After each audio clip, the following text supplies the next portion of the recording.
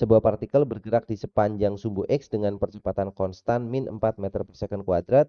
Ambil arah kanan sebagai arah X positif ya. Artinya arah percepatannya ini adalah ke arah kiri. Awalnya partikel bergerak ke arah kanan dan saat T sama dengan 0 partikel berada di X sama dengan 0 serta memiliki kecepatan 20 meter per second. Kecepatan partikel saat posisi partikel berada di X sama dengan negatif 25 meter adalah titik-titik meter per second. Baik, kita akan menggambarkan dulu untuk koordinat atau sumbunya ya. Di sini karena hanya bergerak ke satu sumbu aja, sumbu X satu dimensi, kita gambarkan sumbu X-nya, kemudian posisi awalnya sama dengan nolnya kita misalkan letakkan di sini X sama dengan 0 dan di sini waktunya juga sama dengan 0. Partikel bergerak dari posisi X sama dengan 0, kemudian partikel tersebut memiliki kecepatan awal V0 yang nilainya adalah 20 meter per second, tetapi partikel ini memiliki percepatan yang arahnya berlawanan, jadi percepatannya ke arah kiri senilai 4 meter per second kuadrat ya. Jadi di sini ada A-nya sama dengan min 4 meter per second kuadrat karena arahnya berlawanan. Yang menjadi pertanyaan adalah berapa kecepatan partikel saat berada di X sama dengan minus 25. Berarti kalau nolnya ada di posisi di sini ya, ini adalah nolnya, berarti X sama dengan min 25 otomatis akan ada di posisi kiri. Misalkan kita gambarkan partikel ada di sini. Ini di sini posisinya adalah X sama dengan 25 dan partikel ada di sini, berapakah kecepatannya? Oke, kita akan mulai melihat bagaimana partikel itu bergerak ya. Kita bisa perhatikan di sini partikel itu awalnya memiliki kecepatan awal V0. Tetapi dia diperlambat oleh perlambatan A yang arahnya ke kiri. Maka yang terjadi adalah partikel akan bergerak diperlambat ke arah kanan hingga pada suatu titik tertentu dia akan balik arah. Karena dia dipercepat arahnya ke kiri ya. Jadi misalkan posisi berbalik arahnya, kita gambarkan di posisi ini. Pada saat posisi ini partikel tepat akan berbalik arah. Selanjutnya setelah partikel berbalik arah maka dia sudah satu arah dengan percepatannya, maka gerakannya nanti ke arah kiri dan dia akan dipercepat terus ke arah kiri ya karena sudah sama dengan percepatannya. Nah sekarang kita akan mencari kapan partikel itu berbalik arah. Saat berbalik arah partikel itu memiliki kecepatan yang nilainya 0 ya. Jadi di sini V1 misalkan itu bernilai 0. Kita bisa mencari dengan mudah waktunya untuk dari kecepatan awal 20 menjadi V1 itu berapa? Kita bisa hitung dengan persamaan GLBB ya. Kita hitung di sini, berarti kita bisa masukkan persamaannya V1 sama dengan V min AT karena diperlambat. V1-nya adalah 0, kemudian V0-nya kita masukkan 20 dikurang perlambatannya adalah 4 ya. Sudah kita masukkan minusnya di sini dikalikan waktunya adalah T. Berarti 0 sama dengan 20 min 4T atau 4T sama dengan 20 sehingga kita dapatkan waktunya sama dengan 5 sekon. Jadi sekarang kita tahu waktu yang diperlukan yaitu sama dengan 5 sekon. Maka kita bisa mencari jarak dari posisi awal sampai dia berbalik arah itu berapa ini jaraknya. Kita bisa cari misalkan beri nama jaraknya ini adalah S1. Maka S1 bisa kita hitung juga dengan persamaan GLBB ya. S1 sama dengan V0 kali T min setengah dikalikan AT kuadrat. Karena sudah tahu waktunya. Maka S1 itu sama dengan V0-nya adalah 20. Waktunya adalah 5 ya. 100 berarti. Dikurangi setengah dikalikan A-nya adalah 4, kemudian T-nya adalah 5 kuadrat. Berarti satunya sama dengan 100, dikurangi setengah kali 4, 2 kali 5 kuadrat, 25, dikurang 50. Berarti S1 itu sama dengan 50 meter ya. Berarti jaraknya S1-nya ini 50 meter. Berikutnya bagaimana partikel itu akan bergerak dari posisi dia berbalik arah, selanjutnya dia akan bergerak ke arah kiri sampai di posisi X sama dengan, nah ini kurang negatif ya, X sama dengan negatif 25 di sini. Artinya berapa jarak yang dia tempuh pada saat dia bergerak dari posisi berbalik arah sampai di X sama dengan negatif 25. Berarti tinggal kita jumlahkan saja ya. Dari posisi ini sampai di posisi ini adalah 50 meter ditambah dengan 25 meter, itu gambarnya kurang proporsional ya, tapi yang penting kita tahu nilainya ini 50, ini 25. Berarti dia akan menempuh jarak ke sana, misalkan jaraknya kita beri nama S2. S2 itu nilainya sama dengan 75 meter. Karena kita sudah tahu jarak yang ditempuh, maka dengan mudah kita bisa mencari kecepatannya. Misalkan kecepatan di sini arahnya ke kiri berarti nilainya adalah V2. Berapa ini V2-nya? Maka kita bisa gunakan persamaan GLBB lagi yaitu V2 kuadrat ya, kita pakai yang bentuk kuadrat sama dengan V1 kuadrat plus karena dia dipercepat, kecepatannya sekarang mengarah ke kiri, 2 dikalikan A dikalikan S. Berarti V2 kuadrat, V1-nya tentu saja 0 dari arah balik arah tadi, ditambah dengan 2 dikali kecepatannya sekarang 4 karena sudah ke arah kiri, dikalikan dengan S2 ya. Di sini 2A S2. S2-nya adalah 75 meter. Maka kita dapatkan nilai V2 kuadrat itu akan sama dengan 2 dikali 75 adalah 150. 150 dikalikan dengan 4 berarti sama dengan 600. Berarti V2-nya itu sama dengan akar dari 600 atau 10 akar 6. Kalau kita buat dalam desimal, 10 akar 6 itu adalah 24,49 ya, atau nilainya mendekati 24,5. Maka nilai V2-nya adalah 24,5 meter per second.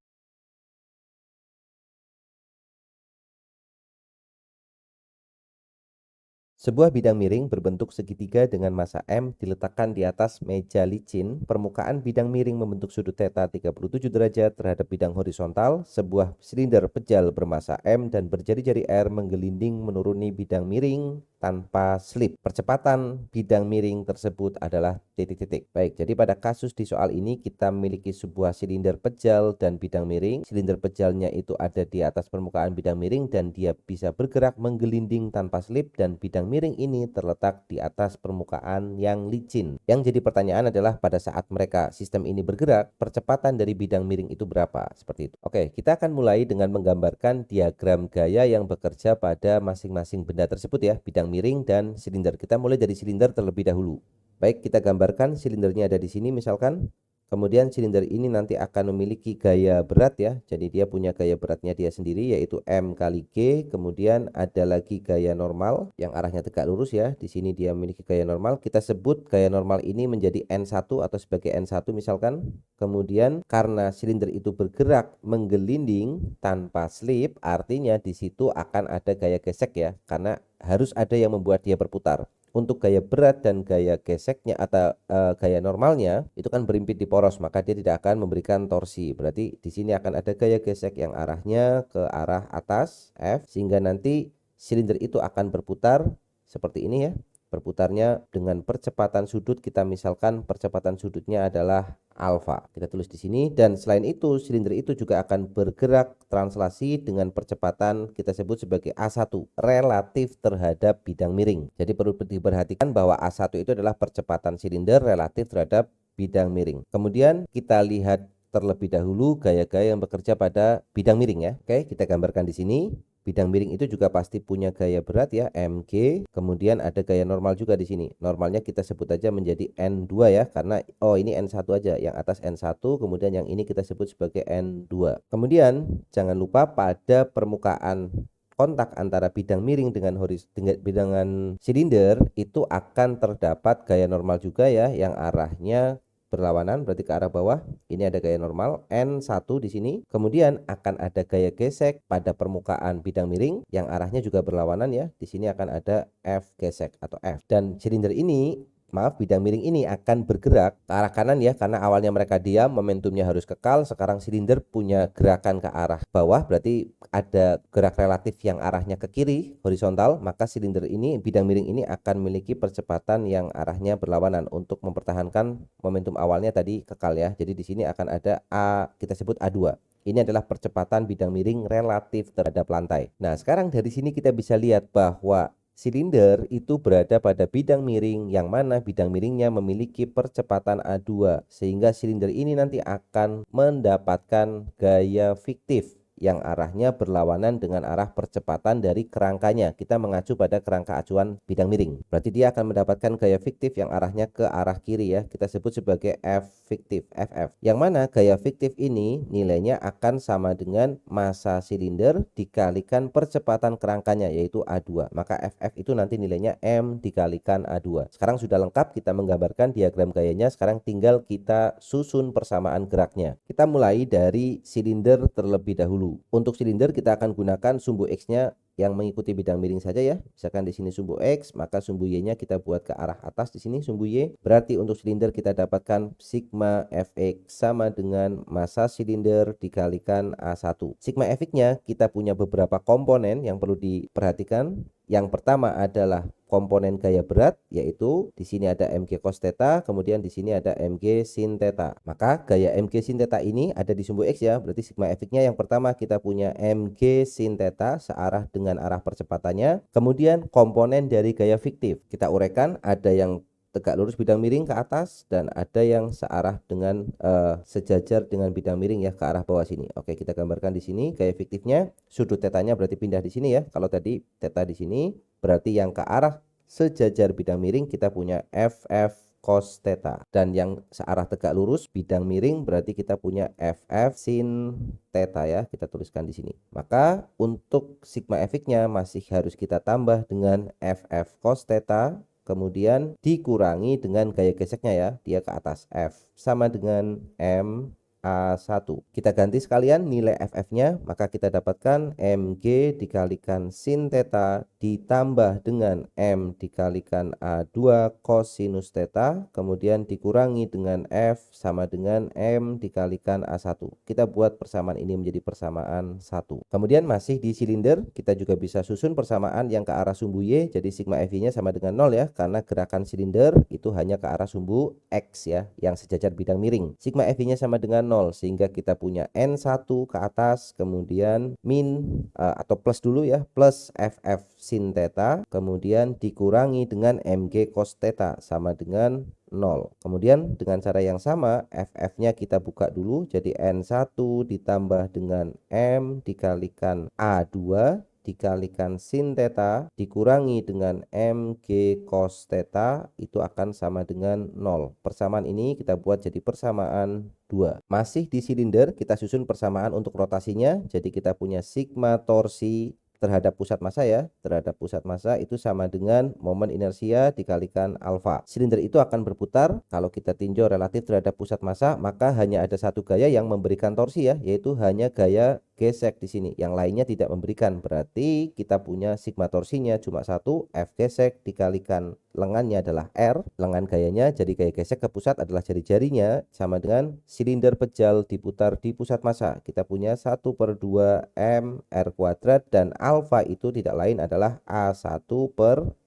Coret R-nya, kita punya R di sini dan R-nya di sebelah kiri ya. Maka habis R-nya kita tinggal punya F sama dengan setengah dikalikan M dikalikan A1. Kita buat ini menjadi persamaan yang ketiga. Sekarang kita tinjau untuk yang bidang miring ya. Bidang miringnya kita tinjau gaya-gayanya atau persamaan geraknya di sini. Bidang miring itu hanya bergerak relatif ke sumbu X ya, ke sumbu Y-nya 0. Maka kita lihat gaya-gaya yang ke sumbu X itu hanya diberikan oleh gaya normal 1 dan gaya gesek, yang mana itu harus kita uraikan dulu ya. Yang pertama, gaya normalnya kita uraikan ke arah kiri dan ke arah bawah. Gaya geseknya kita uraikan ke arah kiri juga, ke arah kanan ya, normalnya tadi. Gaya geseknya ke arah kiri dan ke arah bawah. Untuk gaya normal yang ke arah kanan, kita lihat tetanya, teta di sini berarti teta akan pindah ke sini ya. Berarti yang ke arah kanan ini adalah N1 sin teta. Kemudian untuk gaya geseknya berarti teta ada di sini, maka yang ke arah kiri adalah F gesek cos teta. Nah, kita akan melihat dua gaya ini aja, yaitu N1 sin teta dan F gesek cos teta untuk yang ke arah sumbu X-nya. Maka kita punya sigma Fx sama dengan massa bidang miring itu M sama dengan silinder, percepatannya adalah A2, sigma Fx-nya berarti kita dapat N1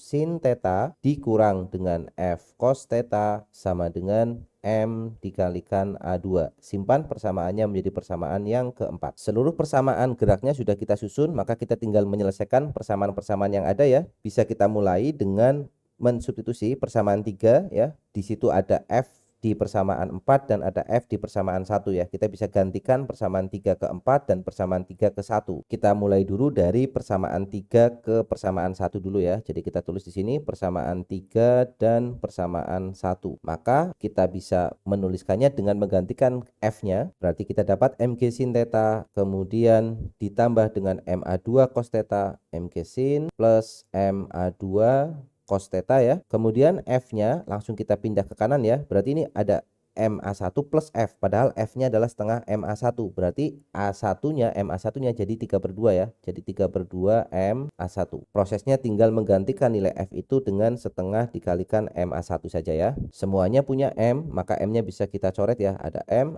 dan ada M, dan persamaan ini kita beri nama misalkan persamaan yang kelima. Sekarang kita gantikan F di persamaan 4, berarti kita dapatkan persamaan 3 dan 4, persamaan 3 dan persamaan 4. Maka kita akan memiliki N1 sin theta dikurangi dengan F cos theta. F-nya tadi adalah setengah MA1. Setengah MA1 masih ada cosnya, cos theta sama dengan M dikalikan A2. Kita buat persamaan ini menjadi persamaan yang keenam. Nah, sekarang kita lihat persamaan 2. Di situ kita bisa mengambil nilai dari gaya normal N1-nya ya. Nah, maka N1-nya bisa kita substitusikan ke persamaan 6. Jadi kita lanjutkan substitusinya, yaitu persamaan 2 ke persamaan 6. Tapi kita buat dulu untuk persamaan 2-nya nanti menjadi N1 ya. Maka bisa kita tulis seperti ini, persamaan 2 dan persamaan 6. Kita tulis N1-nya.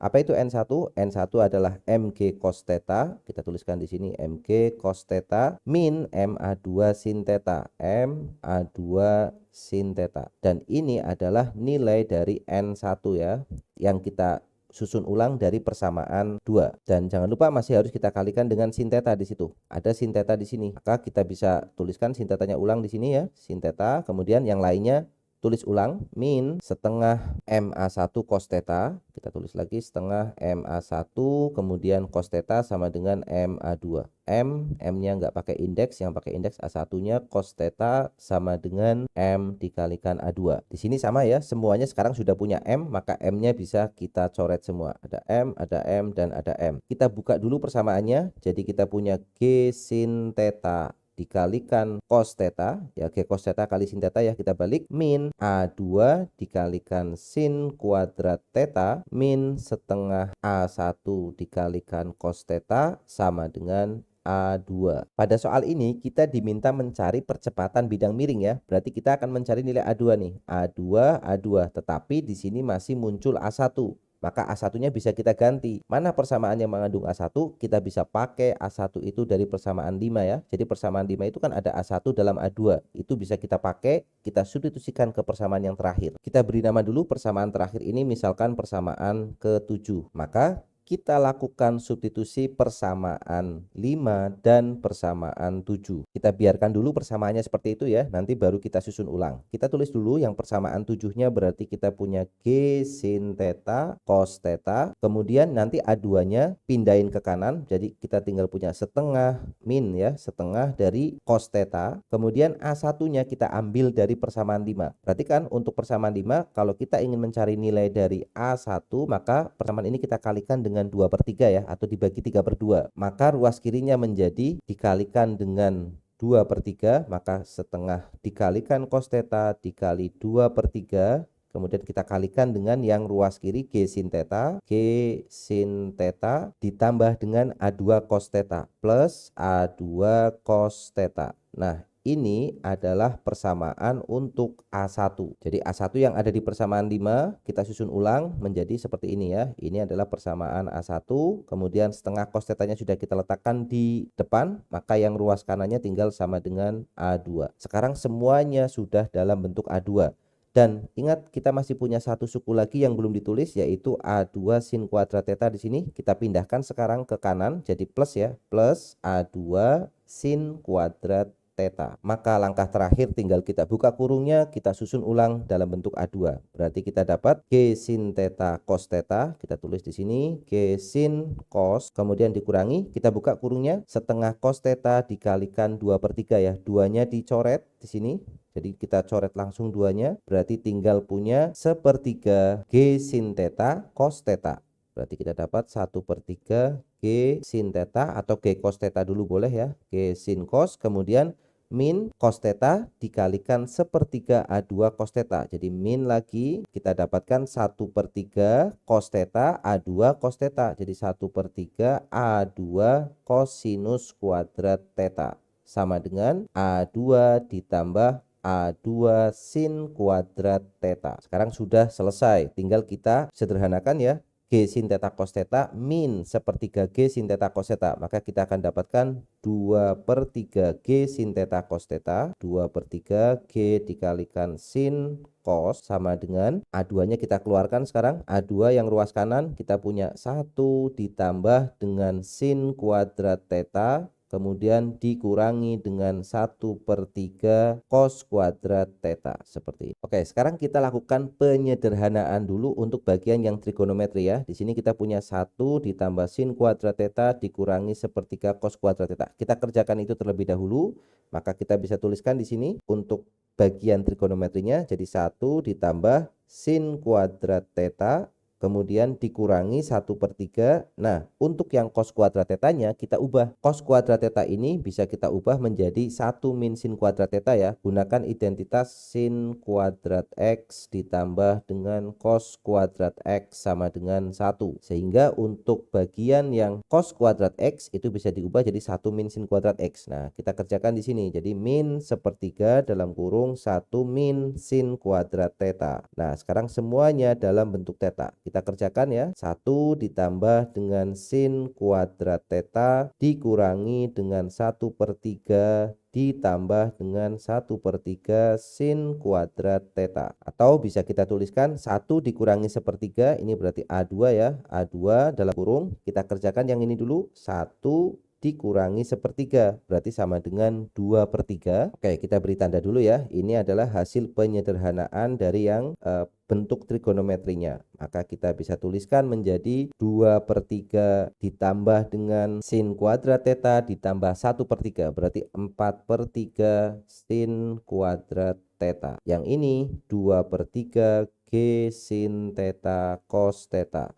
Nah, kalau kita bagi semuanya dengan 3 dan kita keluarkan duanya ya. Oke, sepertinya ada yang salah tulis tadi ya. Di sini semestinya bukan min ya, karena kita pindah ke kanan maka ini plus ya, jadi harusnya ya. Ini plus berarti ini kita ganti jadi plus, berarti yang ini jadinya min ya. Oke, maka ini harusnya negatif. Maka ini kita tulis min di sini. Jadi sin kuadrat theta min 1/3 sin kuadrat theta. Jadi 1 min 1/3 sama-sama 2/3 ya. Maka ini harusnya jadinya adalah 2/3. Kemudian yang depan berarti ini jadinya plus tadi.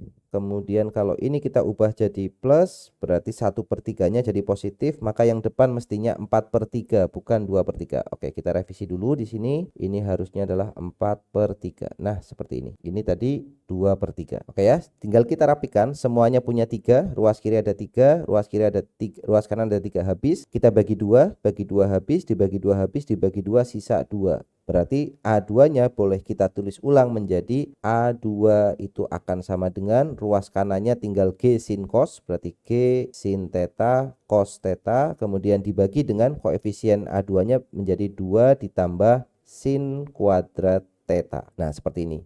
Kemudian nilai theta dan nilai G tinggal kita masukkan ya. Di soal diberikan bahwa tetanya 37 derajat. Berarti A2-nya ini akan sama dengan gravitasinya kita hitung 9,8. Sin 37 adalah 3/5. Cos 37 adalah 4/5 dibagi 2 ditambah dengan sin kuadrat 37 berarti 3/5 kuadrat 9/25. Kita bisa sederhanakan dulu ya sebelum kita hitung. Penyebut yang atas jadiin 25 berarti kan 3 kali 4 dikalikan 9,8/25, yang bawah samain menjadi 25 berarti 50 ditambah 9, 59/25. Maka sama-sama punya 25. 25-nya bisa dicoret. Maka tinggal kita hitung 3 kali 4 kali 9,8 dibagi 59.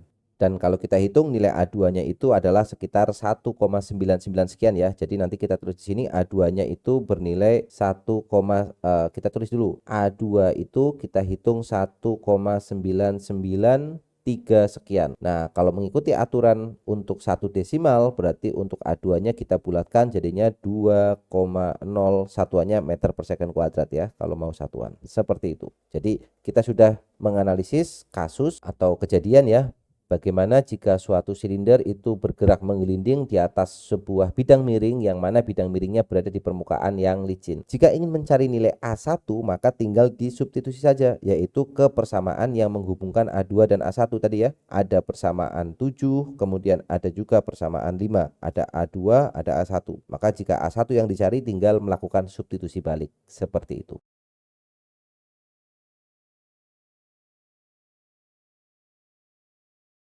Sebuah objek berbentuk huruf T dengan ukuran seperti ditunjukkan pada gambar berada di atas permukaan horizontal licin. Sebuah gaya F diberikan pada titik P sejajar dengan ruas AB, sehingga objek tersebut hanya mengalami gerak translasi tanpa rotasi. Jika nilai L itu sama dengan 15 cm, maka jarak titik P terhadap titik C adalah titik-titik meter. Oke, jadi di sini kita memiliki suatu objek yang bentuknya adalah huruf T dan objek ini terletak pada bidang horizontal licin ya. Artinya kita melihat objek ini dari tampak atas. Jadi kalau misalkan kita gambarkan kondisi sebenarnya, itu kita bisa gambar seperti ini. Jadi di sini kita memiliki bidang permukaan horizontal ya licin ya, misalkan lantai gitu, kemudian huruf T-nya atau objek T-nya itu terletak di atas lantai dan kita memberikan gaya itu di titik P di sini misalkan ya. Jadi titik P-nya ada di posisi yang panjang. Ini adalah gayanya. Nah, ini visualisasi kalau kita lihat tampak dari depan ya. Kalau tampak atas ditunjukkan seperti gambar yang ada di soal. Sekarang kita lihat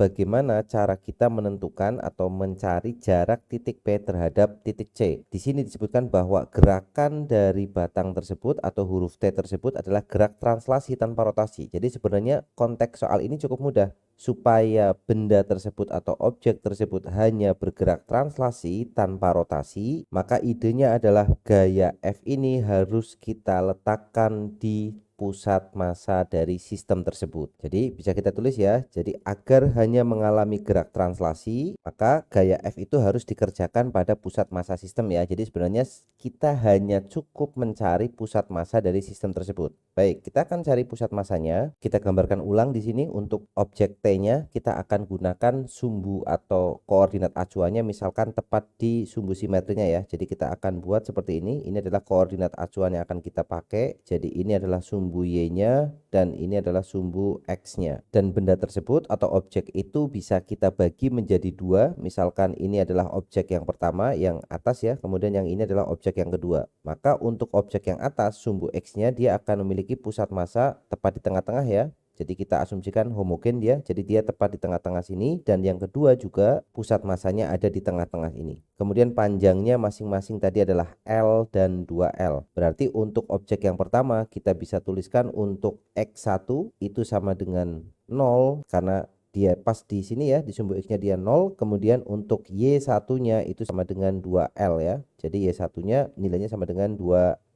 Karena koordinat ini kalau diacu dari titik 0 ini dia panjangnya 2L. Sekarang untuk yang benda yang kedua, yang vertikal ya. Jadi untuk benda yang kedua berarti kita punya pusat massa X2-nya itu adalah 0 juga sama, dan pusat massa Y2-nya adalah L juga karena panjangnya adalah 2L ya. Tadi kita diberitahu bahwa panjang untuk yang vertikal ini ya, vertikal kalau tampak dari atas ya, ini adalah 2L, kemudian panjang yang atas ini adalah L ya, seperti ini. Maka untuk pusat massa sumbu X dia akan sama ya, jadi X pusat massanya sama-sama 0, maka kita akan dapatkan X pusat massa itu sama dengan 0. Yang perlu kita cari adalah Y pusat massa. Jadi Y pusat massa adalah Y1 dikalikan M1 ditambah Y2 dikalikan M2 dibagi dengan M1 plus M2. Sekarang kita perhatikan di sini, asumsikan bahwa batang tersebut homogen ya. Jadi batangnya homogen, yang membedakan hanya panjangnya. Berarti untuk batang yang bawah ini nanti dia akan memiliki massa 2 kali batang yang atas. Maka kalau kita misalkan massa batang yang atas itu adalah M, maka massa batang yang bawah itu pasti nilainya adalah 2M. Sekali lagi dengan asumsi batangnya homogen. Dengan asumsi objek homogen ini maka massanya bisa kita tentukan seperti itu. Sehingga kita bisa masukkan nilainya untuk yang M1 itu nilainya adalah M, kemudian Y1-nya adalah 2L, ditambah dengan M2-nya adalah 2M, Y2-nya adalah L, dibagi dengan M1 plus M2. M1-nya M, kemudian M2-nya adalah 2M ya. Ini persamaan untuk menentukan pusat massa ya. Jadi kita ulangi lagi, M1Y1 ditambah dengan M2Y2 dibagi dengan M1 plus M2 untuk menentukan Y pusat massa. Maka jika kita hitung, kita akan mendapatkan hasilnya adalah 2ml ditambah 2ml berarti 4ml dibagi dengan 3m. Maka M-nya bisa kita coret, maka kita dapatkan Y pusat massanya adalah 4L dibagi dengan 3m. Maka kita bisa masukkan nilai L-nya, diketahui ya, L-nya 15 cm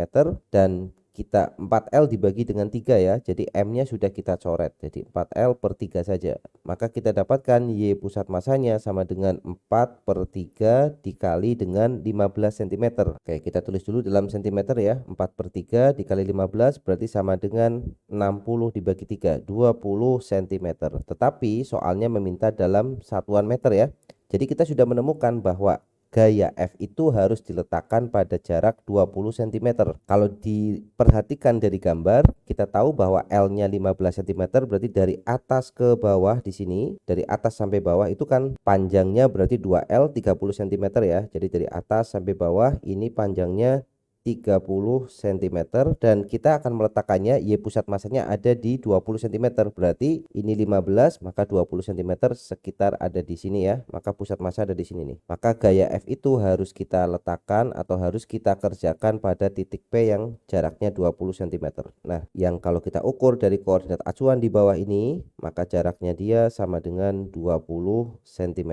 Atau kalau kita isikan dalam satuan yang diminta soal, 20 cm itu sama dengan 0,2 meter ya. Maka sudah terselesaikan untuk kasus ini, nilainya adalah 0,2 meter seperti itu. Jadi supaya bergerak translasi, gayanya itu harus kita kerjakan atau harus kita berikan pada posisi pusat massa. Ini adalah pusat massa sistem. Seperti itu. Cukup mudah untuk soal kali ini. Sebuah bandul dipegang dengan tali dalam posisi horizontal kemudian dilepaskan. Massa berayun ke bawah dan ketika kembali ke atas talinya dipotong saat membentuk sudut theta terhadap garis vertikal. Lihat gambar ya. Jadi di sini ada sudut theta, kemudian berapakah nilai tan theta agar massa tersebut menempuh jarak horizontal terbesar hingga kembali ke ketinggian yang sama dengan saat tali dipotong. Oke, kita akan gambarkan ulang peristiwa yang terjadi pada kasus ini. Oke, kita kopikan di sini ya. Jadi pertama kita memiliki suatu bandul yang letaknya posisinya ada di atas di sini. Kemudian bandul itu akan berayun ke bawah sehingga pada saat membentuk sudut theta terhadap vertikal ya di posisi ini, tali ini kemudian dipotong. Nah, kita bisa perhatikan pada saat tali dipotong tentu saja gerak dari bandul ini tidak lagi gerak melingkar ya, karena di sini sudah tidak ada tegangan talinya, tidak ada gaya sentripetal lagi. Maka geraknya adalah gerak dengan kecepatan awalnya pasti seperti ini. Karena kecepatannya tangensial, berarti gerak yang terjadi setelah dipotong pastinya adalah gerak parabola. Nah, kemudian dia bergerak parabola. Pertanyaan dari soal ini adalah berapakah sudut tetanya atau tannya, di sini yang ditanyakan adalah berapakah nilai tannya supaya jarak horizontal itu paling besar atau maksimum untuk dia bergerak setelah dipotong dan kembali ke ketinggian yang sama. Jadi misalkan posisi bolanya pada saat dipotong di sini, kemudian jarak horizontal di ketinggian sama berarti di sini. Nah, ini adalah S-nya nih atau jarak horizontalnya. Supaya S ini bernilai maksimum, maka tetanya adalah berapa? Itu adalah pertanyaan dari soal ini. Oke, sekarang kita gambarkan dengan bentuk yang lebih rapi lagi supaya kita bisa menganalisis dengan baik ya. Oke, sudah kita gambarkan seperti ini. Jadi mula-mula dia ada di atas, kemudian dia turun sehingga pada saat talinya dipotong atau talinya diputus di sini dia akan bergerak parabola ya. Alasannya sudah disebutkan tadi.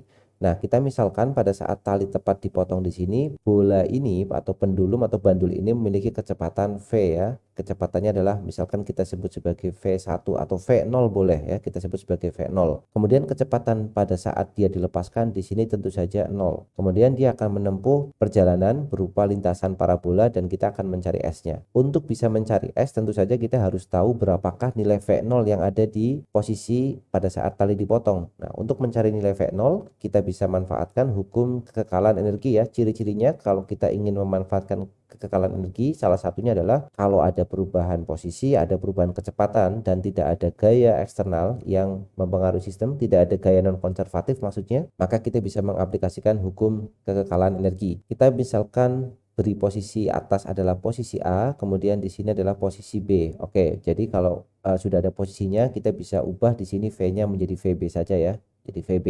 VB ini adalah V0 dari gerak parabolanya. Oke, sekarang dari posisi A ke B kita bisa manfaatkan hukum kekekalan energi mekanik dari A ke B. Nah, seperti biasa lagi kalau kita akan menggunakan hukum kekekalan energi mekanik, maka kita tentukan posisi acuannya ya. Di sini kita akan menggunakan acuan, misalkan acuan bawah saja ya. Sebenarnya mengacunya itu bebas, tapi kita akan menggunakan acuan bawah supaya nanti nilai energi potensialnya semuanya positif. Jadi kita akan pakai acuan yang ada di sini. Ini adalah acuan yang kita pakai, jadi posisi terbawahnya. Maka dengan menggunakan acuan ini berarti pada saat di posisi A dia memiliki energi potensial setinggi atau sebesar, tingginya adalah L atau panjang talinya ya. Panjang talinya tidak disebutkan, kita beri simbol saja, misalkan tali itu punya panjang tali L.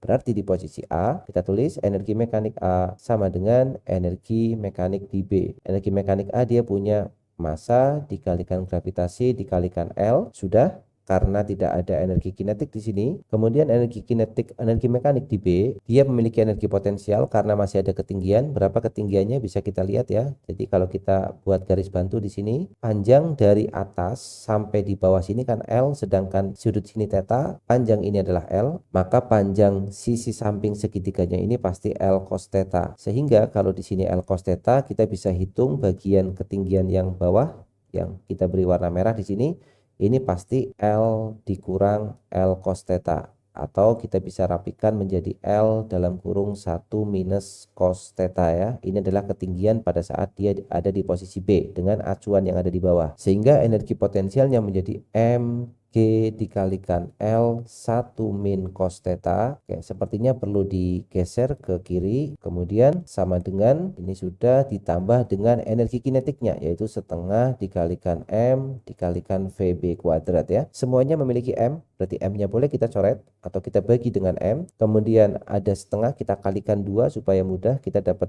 2GL sama dengan 2GL 1 min cos theta, kemudian ditambah dengan VB kuadrat. Berarti kita dapat VB kuadratnya yang mengandung GL, kita pindah semua ke ruas kiri, maka kita dapat 2GL min 2GL dalam kurung 1 min cos theta sama dengan VB kuadrat. Oke, sekarang kita buka kurungnya ya. Kalau kita buka kurungnya di sini kita dapat 2GL dikurang 2GL habis, negatif 2GL dikalikan min cos theta, maka sisanya adalah positif 2GL cos theta sama dengan VB kuadrat. Ini persamaan yang pertama ya. Jadi kita dapat VB kuadratnya adalah 2GL cos theta. Dengan cara membuka kurung ini kita kalikan satu persatu. Kemudian kita sudah tahu nilai kecepatan awal untuk gerak parabolanya atau gerak pelurunya.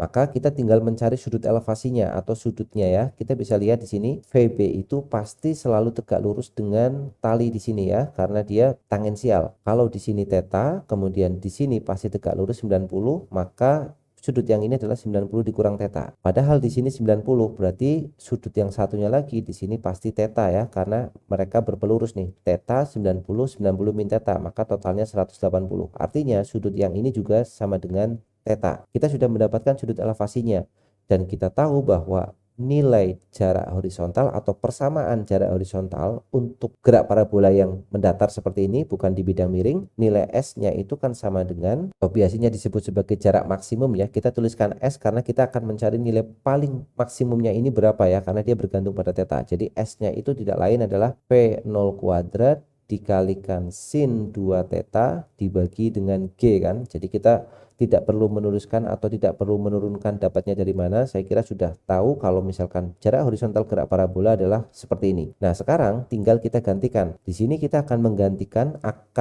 mengubah dulu untuk sin 2 tetanya menjadi sudut tunggal ya.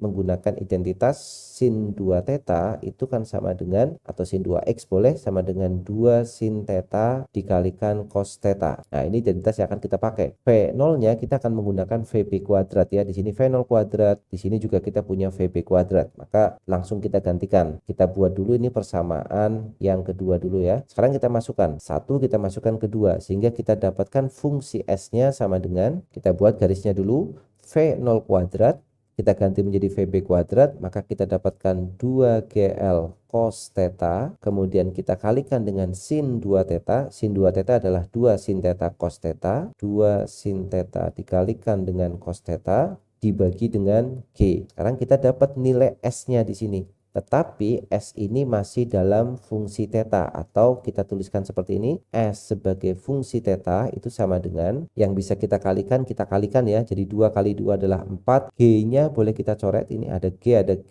berarti tinggal 4 dikalikan L, kemudian kita nggak perlu lagi pakai, kita hapus dulu ya, kita nggak perlu lagi pakai pecahan karena G-nya sudah tercoret, berarti S-nya adalah 4 dikalikan L, cos-nya double, jadi sin theta dikalikan dengan cos kuadrat theta. Nah, ini adalah nilai atau fungsi dari S-nya, dan S ini nilainya masih sembarang karena dia masih bergantung atau dipengaruhi oleh nilai theta atau S sebagai fungsi theta. Pertanyaannya, S itu harus paling terbesar atau jarak horizontalnya itu harus maksimum. Kita gunakan definisi matematika ya, kalau kita punya suatu fungsi maka nilai maksimum dari fungsi itu bisa kita dapatkan dengan cara menurunkannya. Jadi agar S maksimum maka harus dipenuhi syarat d theta, karena dia fungsi theta dari S itu sama dengan 0 ya.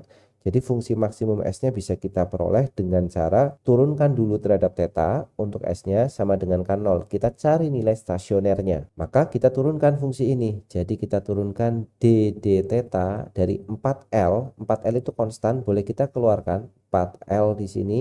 Maka yang turun hanya sin theta dikalikan dengan cos kuadrat theta sama dengan 0. Ruas kanannya 0, maka kalau kita bagikan 4L ya, kita bagi semua dengan 4L, 0 dibagi 4L tetap 0, maka kita hanya perlu mengerjakan turunan dari yang ada di kurung ini. Dan perhatikan kembali, bentuk turunannya adalah turunan U dikalikan V ya, turunan U kali V. Maka perlu diingat, kalau kita memiliki turunan U kali V, cara menurunkannya adalah U aksen V ditambah dengan V aksen U. Turunkan U-nya dikalikan fungsi V ditambah turunkan V-nya dikalikan fungsi U. Di sini yang berperan sebagai U adalah sin theta dan V-nya adalah cos kuadrat theta. Ini bisa dibolak-balik ya. Kalau perkalian bebas, kita bisa menganggap U-nya yang cos kuadrat theta juga boleh. Oke, sekarang kita turunkan. Turunan dari sin theta U aksen adalah cos theta. Turunan sin theta itu adalah cos theta. Dikalikan V. V-nya adalah cos kuadrat theta. Maka yang depan sudah kita kerjakan U aksen V.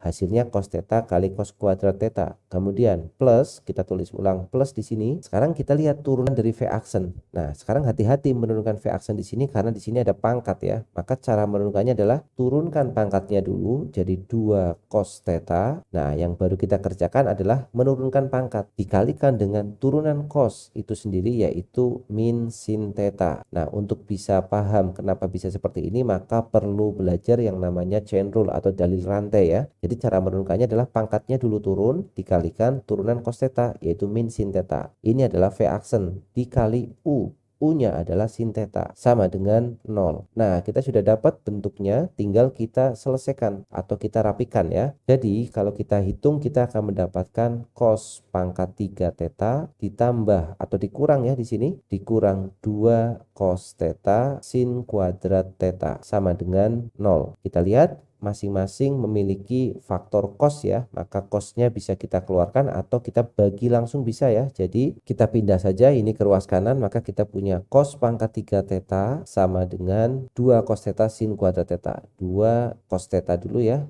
2 cos theta kemudian sin kuadrat theta. Nah, sekarang cos thetanya bisa kita bagi satu ya, atau sebenarnya kita faktorkan boleh, tapi karena ruas kanannya 0 maka kita langsung bagi karena kita ingin membuktikan bentuk ya. Bentuknya harus tan kan, maka kita dapat nih bentuk tan. Ini adalah cos kuadrat, yang di sini sin kuadrat. Maka kalau kita bagi semua dengan cos kuadrat ya, persamaan yang terakhir kita bagi semuanya dengan cos kuadrat. Oke, kita bagi di sini dengan cosinus kuadrat theta. Berarti di sini ada cos kuadrat theta dibagi cos kuadrat theta adalah 1 sama dengan 2 dikali sin kuadrat theta dibagi cos kuadrat theta adalah tan kuadrat theta. Maka kita dapat nilai tan tetanya adalah 1 per akar 2 ya. Jadi tan tetanya 1 per akar 2 plus minus. Nah, sebenarnya di sini nilai tan tetanya atau kita tulis dulu tan kuadrat theta. Jadi 1 per 2 sama dengan tan kuadrat theta. Atau kita dapatkan tan tetanya adalah plus minus dari 1 per akar 2 itu sama dengan nilai tan theta. Nah, padahal sudut theta yang dimaksud di atas adalah sudut lancip kan? Karena sudut lancip maka nilai tannya positif sehingga kita bisa pilih salah satu saja di sini. Nilai tan yang kita pilih adalah tan yang bernilai positif yaitu 1 per akar 2. Maka kita sudah dapatkan hasilnya di sini. Berapakah nilai tan theta agar massa itu kembali ke posisi semula dengan menempuh jarak terbesar? Nilainya adalah 1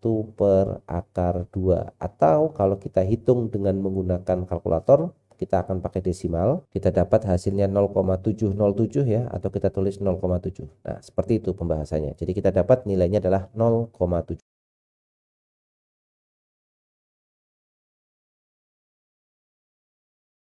Sebuah balok kecil bermassa M 2 kg mulai bergerak dari keadaan diam dan meluncur pada lintasan loop tanpa gesekan, seperti ditunjukkan pada gambar.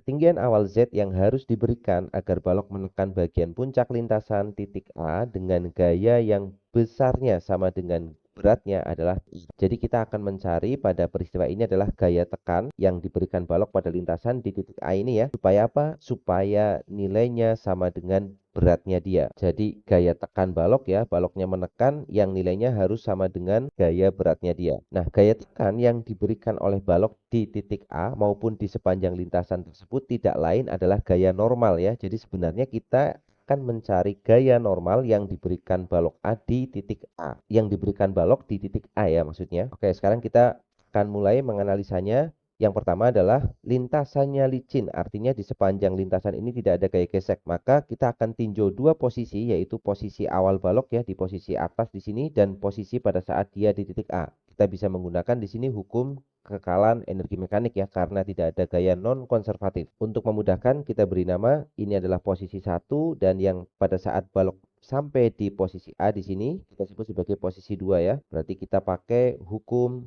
kekekalan energi mekanik dari posisi 1 dan posisi 2. Berarti energi mekanik di posisi 1 atau kita tulis terlebih dahulu energi mekanik 1 itu sama dengan energi mekanik 2. Awalnya baloknya diam ya, berarti di sini kita dapatkan nilai V1-nya adalah 0. Sehingga kita bisa simpulkan bahwa di posisi 1 balok hanya memiliki energi potensial yaitu M dikalikan G dikalikan tinggiannya adalah Z, energi kinetiknya sama dengan 0. Kemudian di posisi 2 balok punya energi kinetik dan energi potensial ya. Pasti di sini baloknya bergerak dengan kecepatan misalkan kita beri nama V2 dan dia masih punya ketinggian, yang mana ketinggian baloknya kalau kita hitung dengan menggunakan lantai sebagai acuan, balok itu memiliki ketinggian sebesar 2R ya, seperti ini. Sekarang kita masukkan angka-angka yang tersedia atau nilai-nilai yang tersedia ya. Jadi di sini kita punya massanya itu M, kemudian ketinggiannya adalah 2R, maka energi potensial di posisi 2 kita bisa isikan mg dikalikan 2R ditambah dengan setengah dikalikan M dikalikan V2 kuadrat. Semuanya punya M, maka kita bisa bagi dengan M atau M-nya habis ya. Untuk memudahkan kita kalikan semua persamaan dengan 2 ya, supaya menghilangkan pecahan di sini. Maka kita akan dapatkan 2GZ sama dengan 2 dikalikan 2R jadi 4. GR ditambah dengan setengah dikali 21, maka kita punya 2GZ sama dengan 4GR plus V2 kuadrat.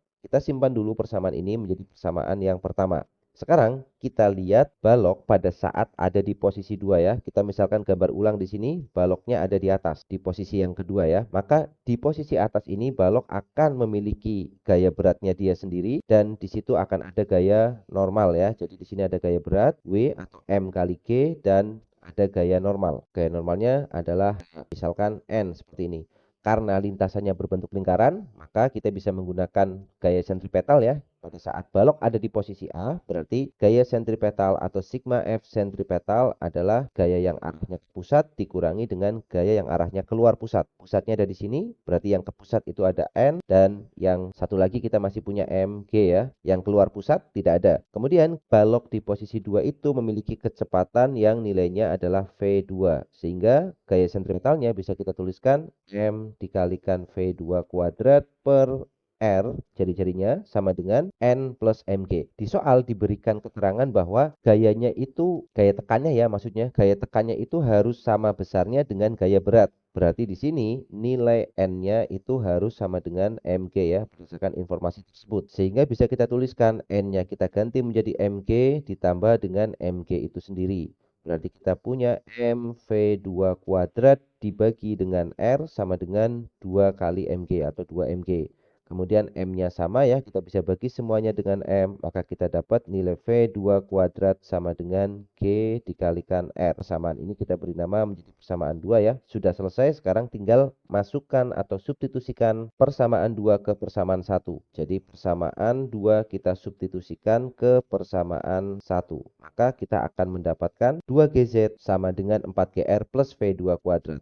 2GZ sama dengan 4GR ditambah dengan V2 kuadratnya adalah R. Berarti 2GZ sama dengan, oh di sini kurang 2 ya. 2-nya belum kita tulis ya. Jadi di sini masih ada 2GR. Oke, kita perbaiki terlebih dahulu. Harusnya di sini adalah 2GR, ini juga berarti harus 2GR. Berarti ini sama dengan 2GR, kemudian ini ditambah dengan GR ya, V2 kuadratnya. Berarti 2GZ sama dengan 6GR, yang artinya nilai Z-nya sama dengan 6GR dibagi dengan 2G. Atau 2G-nya bisa kita bagi ya, langsung dibagi 2G, kita bagi dengan 2G dapat 3 ya, atau nilai Z-nya sama dengan 3R. Pertanyaannya adalah besarnya Z itu harus berapa R, maka kita isikan jawabannya di sini adalah 3,0.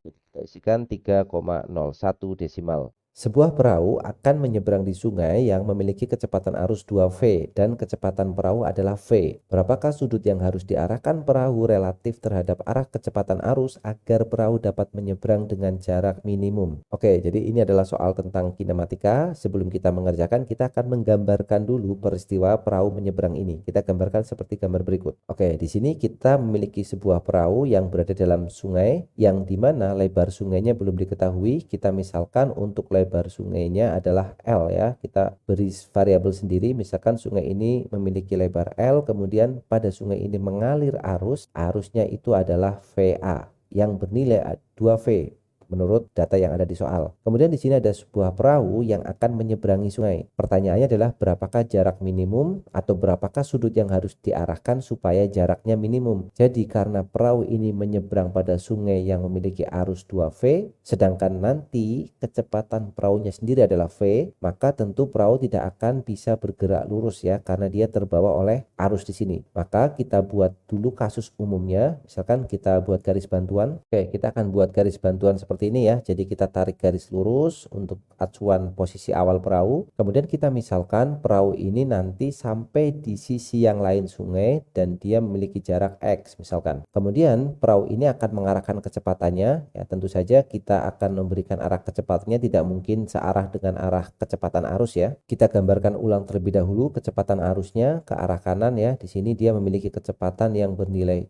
2VA atau kita tulis dulu sebagai V arus. Kemudian perahunya kita beri kecepatan yang arahnya misalkan kita buat seperti ini ya. Jadi kita buat arah umumnya dulu. Nilai di sini adalah VP. Nah, kemudian sudut yang dimaksud oleh soal adalah sudut antara kecepatan arus dengan kecepatan perahu ini. Kita beri nama sudutnya misalkan theta. Kemudian untuk memudahkan perhitungan, nanti kita akan menggunakan pelurus dari theta. Kita buat garis bantuan lagi ke arah kiri ya, supaya kita bisa menguraikan dengan mudah komponen VP ini. Jadi kita akan menggunakan sudut ini terlebih dahulu, yaitu sudut alfa. Oke, sekarang kita sudah memiliki sudut alfa, sudut theta, VP dan VA. Kita akan uraikan bagian yang VP karena VP belum mengarah ke sumbu X dan sumbu Y. Untuk sumbu X-nya kita kita buat seperti biasa saja. Jadi ini adalah sumbu X-nya, kemudian ini adalah sumbu Y-nya untuk memudahkan. Berarti VP yang ke arah atas di sini bernilai VP sin alfa. Kemudian VP yang ke arah kiri di sini bernilai VP cos alfa. Ini VP cosinus alfa, kemudian yang ke atas adalah VP sin alfa. Oke, sekarang kita masukkan persamaan kinematikanya. Kita mulai dari yang sumbu Y ya. Jadi sumbu Y itu sumbu yang searah dengan sungai ini.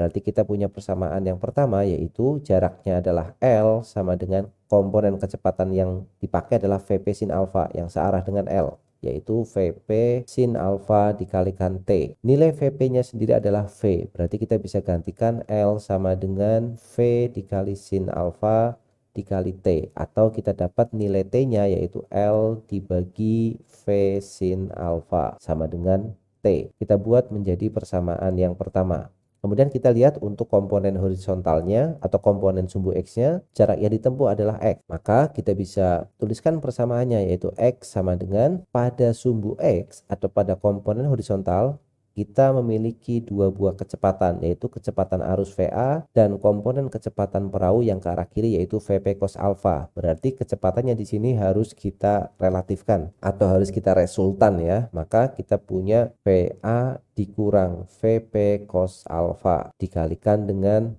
T. Maka X sama dengan VA itu adalah 2V min VP itu adalah V dikalikan cos alfa dikalikan dengan T. Kemudian kita beri nama menjadi persamaan yang kedua. Sekarang kita bisa melakukan eliminasi atau kita bisa substitusi T dari persamaan 1 ke persamaan 2 ya. Tujuannya adalah mengeliminasi nilai T-nya. Maka kita masukkan persamaan 1 ke persamaan 2, kita dapat X sama dengan 2V min V cos alfa, 2V dikurangi V cos alfa dikali T. T itu sendiri adalah L dibagi dengan V sin alfa. Maka bisa kita sederhanakan, kita bisa keluarin V-nya. Jadi V dalam kurung 2 minus cos alfa dikalikan L dibagi V sin alfa. Lalu V-nya boleh kita coret ya. Karena V dibagi V 1, maka kita dapat nilai X-nya atau jarak ke arah sumbu X-nya atau ke arah horizontalnya X sama dengan 2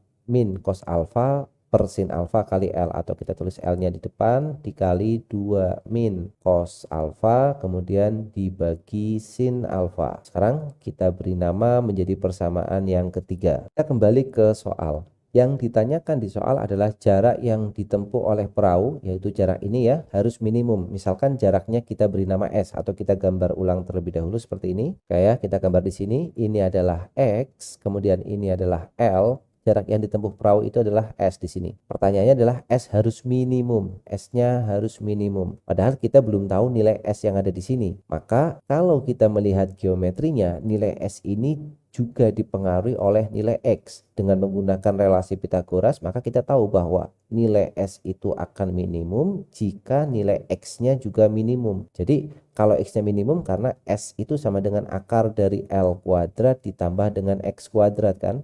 Maka kalau X-nya minimum, S-nya juga pasti minimum. Sehingga kita hanya perlu mencari nilai minimum dari X ini yang ada di persamaan 3. Dan pada persamaan 3 kita punya X itu sebagai fungsi alfa. Maka nilai X sebagai fungsi alfa ini akan bernilai minimum. Seperti biasa kita akan menggunakan turunan ya. Sehingga dx d alfanya itu harus sama dengan 0. Jadi nilai X minimum jika kita turunkan terhadap fungsinya di sini adalah fungsi alfa, berarti dx d alfanya harus sama dengan 0. Kalau X-nya minimum, S-nya nanti juga pasti akan bernilai minimum. Maka sekarang kita tinggal menurunkan persamaan 3 terhadap alfa ya. Maka kita bisa tuliskan d alfa dari L-nya bisa kita letakkan di luar karena L itu konstan. Jadi L dikali D alfa kali 2 min cos alfa dibagi dengan sin alfa. Dan ini harus sama dengan 0. Kemudian 0 dibagi L, kalau R-nya kita letakkan di kanan atau kita bagi semua dengan L ya. 0 dibagi L itu sama dengan 0 juga. Maka L-nya sudah tidak pengaruh. Sehingga kita tinggal menurunkan bagian yang ada di dalam kurung saja. Bentuk dari turunannya atau bentuk dari fungsi di sini adalah U per V. Dan ingat kembali kalau kita memiliki turunan yang berbentuk U per V, maka nilai turunannya adalah turunan U atau U aksen V minus turunan V aksen U dibagi dengan V kuadrat. Ini persamaan turunan kalau bentuknya berupa pembagian seperti ini. Oke, sekarang kita turunkan satu persatu. Turunan dari U dulu. U-nya adalah 2 min cos alfa. Turunan 2 adalah 0 min. Turunan cos alfa adalah min sin alfa. Kemudian ini baru U aksen dikali V. V-nya sendiri adalah sin alfa. Dikurang turunan dari V atau V aksen. V-nya adalah sin alfa, turunan dari sin alfa adalah cos alfa, dikali dengan U. U-nya adalah 2 min cos alfa. Kemudian dibagi, oke kita bagi dulu, dibagi dengan V kuadrat. V-nya adalah sin alfa, berarti dibagi dengan sin alfa dikuadratkan atau sin kuadrat alfa, sama dengan 0 ya. Kemudian sin kuadrat alfa kita kalikan dengan 0, kan hasilnya tetap 0. Berarti kita tinggal menghitung bagian pembilangnya saja. Kita lihat bagian pembilangnya, negatif jadi positif sin alfa dikali sin alfa. Kita dapat sin kuadrat alfa, kemudian negatif cos alfa dikali 2, berarti negatif 2 cos alfa, negatif dikali negatif jadi positif cos kuadrat alfa ya, negatif cos alfa dikali negatif cos alfa jadi positif cos kuadrat alfa sama dengan 0. Kemudian perhatikan bentuknya, di sini kita punya sin kuadrat alfa ditambah dengan cos kuadrat alfa. Kita tahu identitas trigonometri, kalau kita punya sin kuadrat alfa atau sin kuadrat x ya, ditambah dengan cos kuadrat alfa itu sama dengan 1. Sehingga bentuknya jauh lebih sederhana, yaitu 1 min 2 cos alfa itu sama dengan 0. Atau 1 sama dengan 2 cos alfa. Atau 1/2 sama dengan cos alfa. Di sini kita sudah mendapatkan nilai cos alfanya ya. Jadi cos alfanya sama dengan 1/2. Berarti alfa itu sama dengan inverse cosinus dari 1/2, atau kita tahu sudutnya sama dengan 60 derajat. Jadi sudut alfanya 60 derajat. Yang menjadi pertanyaan adalah bukan alfa tetapi theta. Alfa dan theta itu saling berpelurus dan kita tahu hubungannya ya, bahwa alfa itu adalah 180 dikurangi dengan theta, atau theta sama dengan 180 dikurangi alfa karena mereka berpelurus. Maka bisa kita dapatkan nilai tetanya. Jadi theta itu sama dengan 180 derajat minus alfa, atau 180 derajat minus 60 derajat sama dengan 120 derajat. Nah, inilah jawabannya ya. Jadi sudut yang harus diarahkan oleh perahu relatif terhadap arus, kecepatan arus maksudnya, adalah 120 derajat. Oke, seperti itu pembahasannya. Sebuah partikel bermassa M 0,1 kg memiliki vektor posisi yang dinyatakan dengan persamaan R sama dengan alfa T pangkat 3I ditambah beta T kuadrat J, dengan alfa adalah 10/3 meter sekon pangkat min 3 dan beta adalah 5 meter sekon pangkat negatif 2.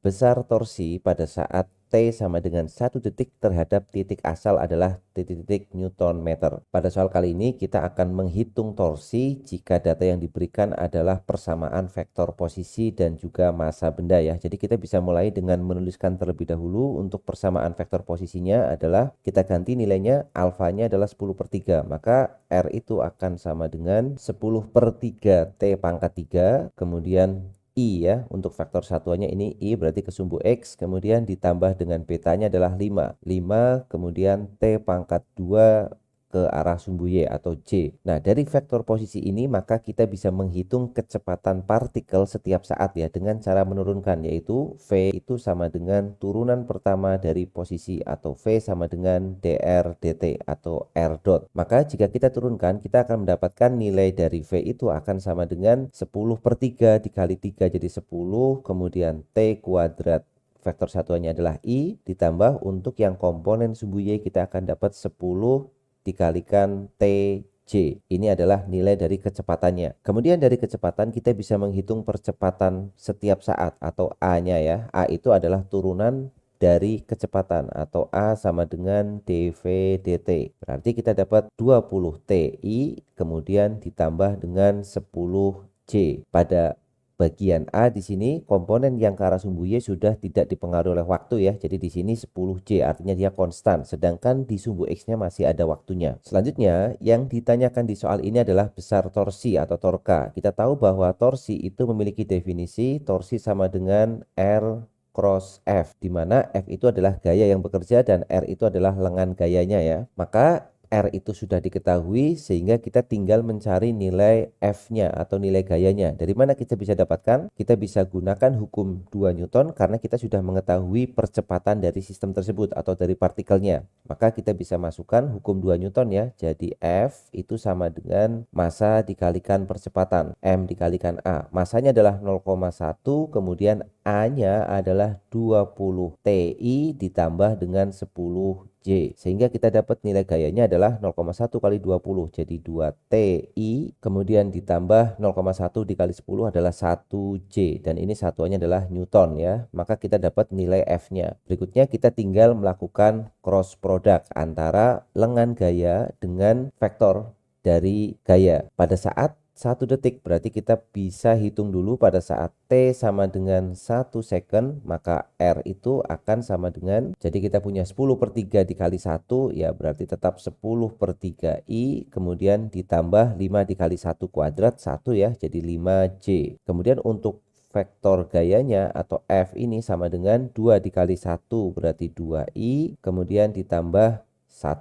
J-nya sudah tidak dipengaruhi oleh waktu, berarti 2I ditambah J. Langkah berikutnya tinggal kita melakukan perkalian silang atau cross product ya. Kita bisa gunakan metode determinan atau kita bisa kalikan satu persatu ya. Untuk mempersingkat kita gunakan saja untuk metode determinan ya. Jadi R cross F yang kita tambahkan satu kolom ya. Di R cross F sama dengan, kita tulis dulu untuk vektor satuannya yaitu I, kemudian J, kemudian K ya. Jangan sampai terbalik, definisinya adalah R cross F bukan F cross R. Jadi R dulu yang di depan. Berarti kita tuliskan dulu untuk yang komponen vektor R adalah 10/3 I ditambah 5J, K-nya berarti 0. Kemudian vektor F-nya adalah 2I ditambah 1J, K-nya berarti 0. Kemudian kita akan menambahkan 2 lagi, 2 kolom ya maksudnya, ada I dan J, kemudian di sini berarti 10/3, kemudian 5, kemudian 2, 1. Kemudian kita akan buat diagonalnya, ini berarti 0, kemudian ini berarti 0, kemudian sisanya tinggal ini ya. Maka untuk R cross F untuk yang ke arah kanan di sini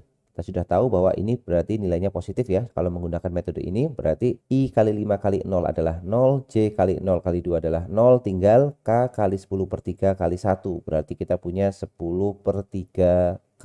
Kemudian kita buat diagonal yang satunya lagi yang ke arah atas ya, seperti ini, kemudian ini, dan yang terakhir adalah ini. Yang bagian depan kita dapat negatif 2 dikali 5 dikali K, berarti 10 ya. 2 kali 5 kali K berarti negatif 10K. Kemudian di sini 1 dikali 0 dikali 1 0, 0 dikali 10/3 dikali J 0. Berarti kita dapat 10/3 dikurangi 10 karena vektor satuannya sama-sama K. 10 itu adalah 30/3, jadi kita dapat negatif 20/3 K ya. Artinya arah dari torsinya adalah ke arah sumbu Z negatif. Nilainya adalah 20/3. Di soal ini yang ditanyakan adalah nilai atau besarnya saja. Berarti kita bisa tuliskan di sini besar dari torsi atau torkanya adalah 20/3 Newton meter, atau kita buat dalam desimal ya, 20/3 itu sama dengan 6,6666, atau jika kita bulatkan kita akan dapat hasilnya adalah 6,7. Berarti torsi yang bekerja pada saat waktunya 1 detik adalah 6,7 Newton meter. Sudah ada satuannya di sini. Seperti itu.